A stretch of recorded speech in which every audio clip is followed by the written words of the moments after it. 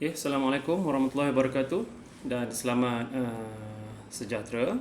Okay, kita berjumpa lagi dalam video kali ini bagi kita membincangkan tentang topik 1.3, subtopik 1.3 iaitu rangsangan dan gerak balas dalam tumbuhan.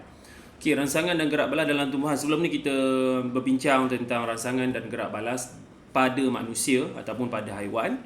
Okay, kali ini kita pergi kepada tumbuhan. Tumbuhan juga dia ada rangsangan dan juga gerak balas dia. Okay, bukan manusia saja. Tumbuhan juga dia bergerak balas. Dia bergerak balas ataupun dia ada rangsangan terhadap cahaya, dia ada rangsangan terhadap air, dia ada rangsangan terhadap tanah dan dia ada rangsangan terhadap kita kata sentuhan. Okay, so dia akan bergerak ke arah yang cikgu sebutkan tadi. Okay, sama ada dia bergerak ataupun dia menjauhi. Okay, so itu adalah sebuah sedikit tentang rangsangan dan gerak balas dalam tumbuhan. Okey, kita panggil dia ataupun term dia sebagai tropisma. Ya, tropisma bermaksud rangsangan dia. Itu atau term dalam sains lah. Rangsangan dia terhadap towards the kita kata objek tu lah, ya, sama ada cahaya, kan, lagi sentuhan, graviti dan sebagainya. Okey, tumbuhan juga mengesan rangsangan dan bergerak balas terhadap rangsangan yang dikesan. Mengesan rangsangan, dia ada rangsangan yang kita kesan tadi, yang cikgu sebut tadi 4 tadi, dan bergerak balas terhadap rangsangan yang dikesan. Okey, rangsangan dikesan oleh tumbuhan ialah cahaya, air, graviti. Graviti ni tadi cikgu sebut tanah, kan. Graviti tu dia ke bawah lah, maksudnya dia pergi ke dalam tanah untuk mencari, kebanyakannya biasanya dia bergerak untuk mencari air lah. Dan juga sentuhan. Okey. Gerak balas tumbuhan boleh dibahagikan kepada dua jenis, iaitu tropism dan gerak balas nastik. Apa beza tropism dan gerak balas nastik ni? Kita akan tengok lepas ni. Dia ada dua. Satu tropisma dan satu lagi gerak balas nastik. Dua jenis gerak balas dalam tumbuhan. Okey, apa itu tropism? Tropism merupakan gerak balas terarah tumbuhan terhadap rangsangan seperti cahaya, air, graviti dan sentuhan yang datang dari suatu arah. Okey. Maksudnya dia bergerak ke arah mana?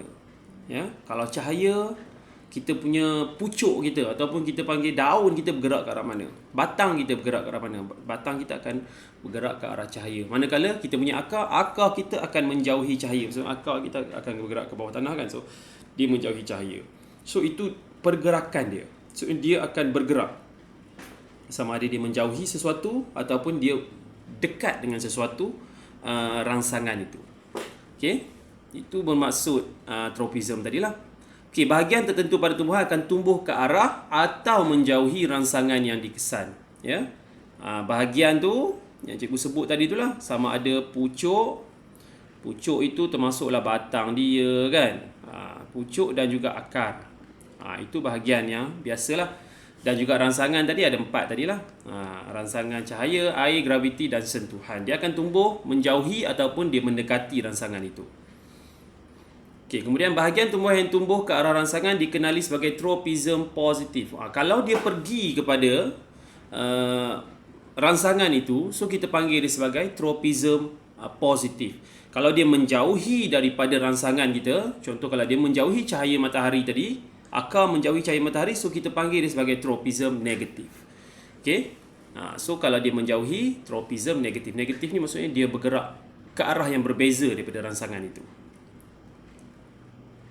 Gerak balas terarah tumbuhan lazimnya berlaku dalam dengan perlahan dan kurang ketara. Yang ini gerak balas biasanya kita tak nampak sangat lah, kan. Awak takkan boleh lihat dia bergerak, kan. Awak duduk depan dia, awak nampak dia naik pergi, kan. Sebab dia benda ni lambat. Ya, kadang-kadang kita tak perasan pun tiba-tiba tumbuhan tu dia bergerak, kan. Dia bergerak sebabnya dia punya proses itu dia perlahan, ya. Sama juga macam awak letak suatu tumbuhan di dalam kotak hitam, lepas tu kita buat lubang, kan. Kita tak boleh nak nampak dia tu. Dia bergerak ke arah cahaya matahari, kan. Memang dia akan condong, tapi kecondongan tu kita kena lihat dalam tempoh masa yang lama, bukan dalam tempoh masa 5 minit awak dah nampak dia condong, tak nampak. Dia kurang ketara lah, kita kata, tak nampak sangat. Okey, yang pertama tadi fototropism. Foto bermaksud cahaya. Ya. Foto ni bermaksud cahaya ya. Fotografi, cahaya mesti ada cahaya baru kita akan ada rangsangan terhadap cahaya. Fototropism bermaksud rangsangan tumbuhan kepada cahaya. Okey. So fototropism ialah gerak balas tumbuhan terhadap cahaya ataupun rangsangan dia. Pucuk tumbuhan menunjukkan fototropism positif. Macam cikgu sebut tadi lah, pucuk dia bergerak ke arah cahaya lah. Pucuk. So kita panggil dia sebagai fototropism positif. Kena sebut foto lah. Membezakan dia di antara tropism yang lain. Foto menunjukkan cahaya. Cahaya dia bergerak ke arah cahaya. Pucuk bergerak ke arah cahaya. So dia fototropism positif. Manakala akar pula dia merupakan fototropism negatif. Sebab akar bergerak menjauhi cahaya. Okay, oleh sebab tumbuhan memerlukan cahaya untuk fotosintesis, maka fototropism positif memastikan pucuk dan daun tumbuhan memperoleh cahaya matahari yang mencukupi untuk membuat makanan melalui fotosintesis. Okay, sebab itulah dia bergerak ke arah cahaya. Sebab kita memerlukan ataupun tumbuhan dia memerlukan cahaya matahari untuk dia buat makanan. Jadi bila dia bergerak ke atas pucuk tu, pada pucuk ada daun. Jadi daun tu akan menyerap cahaya matahari dan membolehkan dia membuat makanan dia melalui proses fotosintesis. Okey, kemudian kedua hydro. Hydro ni adalah air ya. Air. Hydrotropism bermaksud gerak balas dia terhadap air. Okey. So hydrotropism ialah gerak balas tumbuhan terhadap air. Akar tumbuhan menunjukkan hydrotropism positif. Akar akan sentiasa bergerak ke arah air. Okey, dia akan mencari air. Jadi akar merupakan hydrotropism positif, iaitu dia tumbuh ke arah air. Manakala bagi pucuk pula, pucuk dia merupakan hydrotropism negatif sebab dia bergerak menjauhi air. Air biasa berada di dalam tanah kan, berada di bawah. Jadi pucuk sentiasa bergerak ke atas. Jadi pucuk dia adalah hydrotropism ataupun hydrotropisma negatif, iaitu dia tumbuh menjauhi air. Tapi kalau akar dia bergerak ke arah air, so dia hydrotropisma positif.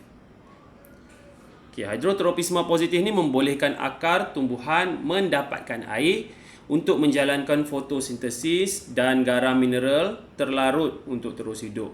Dalam air ada garam mineral yang terlarut, yang itu diperlukan oleh tumbuhan untuk terus hidup ya. Tumbuhan perlukan 3 benda ya, iaitu air, lepas tu dia perlukan karbon dioksida dan dia perlukan cahaya matahari untuk dia hidup.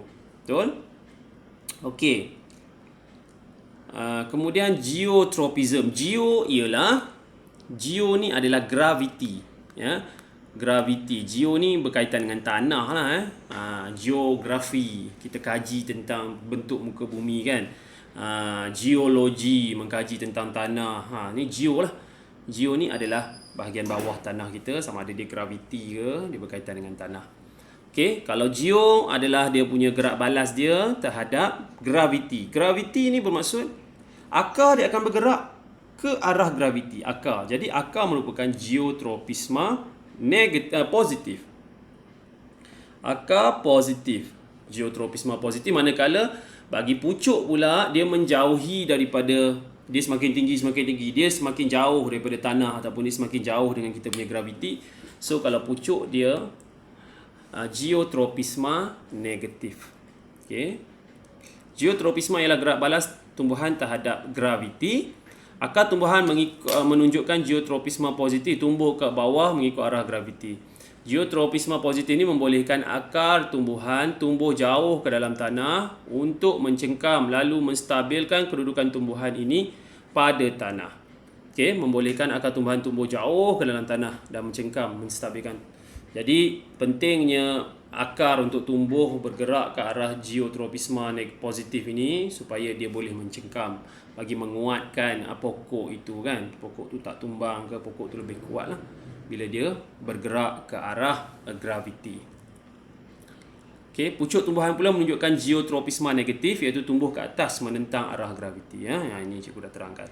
Geotropisma negatif ini membolehkan pucuk dan daun tumbuhan tumbuh tegak ke atas bagi mendapatkan cahaya matahari untuk proses fotosintesis. Okey, so yang ni dah diterangkan tadi. Cuma dia bergerak ke atas lah. Dia tumbuh ke atas untuk mendapatkan cahaya matahari. Okey, yang terakhir untuk tropisma ya. Untuk tropisma ada 4 tadi. Yang ini adalah tigmotropisma. Apa lagi yang kita tak sentuh? Iaitu sentuhan lah. Sentuhan, tigmotropisma. Ya, tigmotropisma adalah rangsangan ataupun gerak balas tumbuhan terhadap sentuhan. Sentuhan di sini adalah biasanya kita gunakan kita gunakan kayu, kita gunakan buluh untuk tumbuhan ini. Bila dia sentuh saja benda tu, dia akan melilit kat pokok-pokok tu. Dia akan melilit, dia akan naik. Ya. So tigmotropisma ialah gerak balas terhadap sentuhan. Sulur paruh atau batang yang melilit menunjukkan tigmotropisma positif. So sulur paruh atau batang melilit, dia lilit pada sebarang objek atau tumbuhan lain yang bersentuhan dengannya. Dia tak kisahlah, ada pokok lain pun kadang-kadang dia berpaut pada pokok lain untuk dia naik ke atas kan. So dia punya pucuk itu merupakan tigmotropisma positif. Okey, pucuk dia. Sentuh saja, dia sentuh. Biasa pokok apa biasa begini, pokok yang cikgu tahu adalah tembikai, pokok tembikai, pokok yang menjala-jala di bawah pokok bendi lah, yang memerlukan, sebab batang dia lembut kan, so dia memerlukan something untuk dia berpaut dan dia naik ke atas. Kalau tidak, dia tak boleh. Kalau tidak, dia tak boleh hidup lah. Kalau dia melirik di bawah saja, kita perlu letak sokongan untuk dia lah. Gerak balas ni membolehkan tumbuhan tumbuh secara menegak untuk memperoleh cahaya matahari dan mencengkam objek untuk memperoleh sokongan. Pada masa yang sama, dia nak cari cahaya matahari dan juga dia memerlukan sokongan bagi tumbuhan itu. Okey. So akar menunjukkan tigmotropisma negatif. Biasalah akar akan menunjukkan tigmotropisma negatif apabila mengelak sebarang objek yang menghalangnya mencari sumber air. Jadi tigmo hanya melibatkan pucuk. Pucuk dia akan bergerak untuk mencari cahaya matahari. Kalau dia berada di bawah saja, dia tak akan dapat cahaya matahari sebab ada pokok-pokok besar di sebelah dia kan. So dia perlu memanjat. Memanjat, sama ada dia panjat pokok ke ataupun dia panjat lah benda-benda yang berada berdekatan dengan dia. So dia boleh mendapatkan cahaya matahari. Manakala akar pula dia akan bergerak jauh lah. Akar merupakan tigmotropisma negatif di sini ya. Kalau akar negatif. Okey. Kalau sulur paut batang ataupun pucuk dia adalah positif. Okay. So kita selesai 4 tu kan. Seterusnya ni tigmo. Tengok ni pokok apa ni, peria ke apa ke. Ni daun-daun bunga-bunga cantik-cantik kan, letak tepi rumah rotan tu kan. Ini pun sama. Banyaklah pokok awak boleh tengok contoh-contoh yang ada. Memang ada contoh banyak pokok-pokok yang menjala sebegini. Okey, gerak balas nastik pula. Gerak balas nastik ni pula sama juga macam tigmotropisma. Dia berdasarkan sentuhan, tapi dia bukan berdasarkan sentuhan tu dia bergerak naik turun, tidak. Ya, dia cuma bergerak bila kita sentuh dia saja, guna tangan kita ke, guna objek ke, dia akan bergerak balas, tapi dia tak ada bergerak ke arah kiri kanan, tak ada. Dia just tutup, buka, tutup, buka. Gerak balas nastik. Dia tidak bergerak ke arah cahaya, dia tidak bergerak. Cuma dia hanya statik satu tempat saja. Contoh gerak balas nastik, gerak balas terhadap rangsangan seperti sentuhan, tetapi tidak bergantung pada arah rangsangan tersebut. Dia tidak bergerak ke arah mana, kiri kanan, depan belakang bawah, tak ada. Ya. Gerak balas nastik berlaku lebih cepat daripada tropism. Ni lebih cepat, kita sendiri boleh lihat. Contoh pokok semalu kan. Pokok semalu bila terbuka, bila awak sentuh saja pokok semalu tu, dia akan tutup sebab dia nak mengelakkan daripada bahaya dan sebagainya. So itu kita panggil sebagai gerak balas nastik. Kita boleh lihat dengan jelas, lebih cepat daripada tropism. Kalau tigmotropism tadi, dia nak naik atas pokok, atas batang buluh ke dan sebagainya, dia akan ambil masa yang lama. Dan awak juga akan tertunggu-tunggu bila dia nak naik kan. Awak tak boleh tunggu di situ. Esok awak datang, dia dah naik dah. So dia akan ambil masa yang lama sikit. Tapi yang ni tidak, kita sentuh saja dia terus tutup. Contohnya pokok semalu bergerak balas tak ada sentuhan dengan menguncupkan daunnya apabila disentuh. Okey, itu adalah nastik. Gerak balas nastik ini bertindak sebagai pertahanan pokok semalu daripada musuh dan angin yang kuat. Jadi dia sebagai pertahanan lah daripada musuh dan angin yang kuat. Jadi pokok yang lain daripada sini, contoh macam periuk api, yang menangkap haiwan masuk dalam dia, lagi apa lagi tu yang menangkap serangga apa semua tu kan. Ni pokok ni. Pokok apa kita nama ni? Periuk api ke? Kalau cikgu periuk api yang macam ni bentuk dia. Masuk binatang dia pun makan. Ini macam pemangsa lah. Yang ni gerak balas nastik. Ada sahaja objek masuk dalam dia, dia akan tutup. Itu dengan cepat lah dia tutup. Dan dia akan bunuh haiwan itu. Okay, gerak balas nastik. Alright. Okay, so kita selesai sampai situ. Ya. Jadi habis untuk gerak balas pada tumbuhan, ya, gerak balas rangsangan pada tumbuhan. Jadi cikgu bagi awak latihan sikit saja, tak banyak pun. Awak tengok muka surat 35, ya, dalam buku teks ada latihan formatif 1.3. Okey. Latihan formatif 1.3 awak buat semualah 1, 2 dan 3. Okey, cikgu tahu tak ramai yang melihat video cikgu ni, tapi selagi mana ada yang melihat dan ada yang mengambil manfaat daripada video ini, cikgu akan teruskan.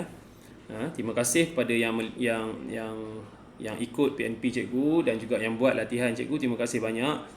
Jangan risau, apa kerja yang awak buat tu tidak sia-sia. Semua cikgu akan bagi markah dalam bentuk PBD awak lah. Dan juga mungkin masa akan datang ujian pertengahan tahun juga kita akan bagi kredit lah pada pelajar-pelajar yang menghantar tugasan yang cikgu berikan. Okay, so kita berhenti dekat ni. Kita sambung lagi untuk video yang akan datang. Sekian, terima kasih.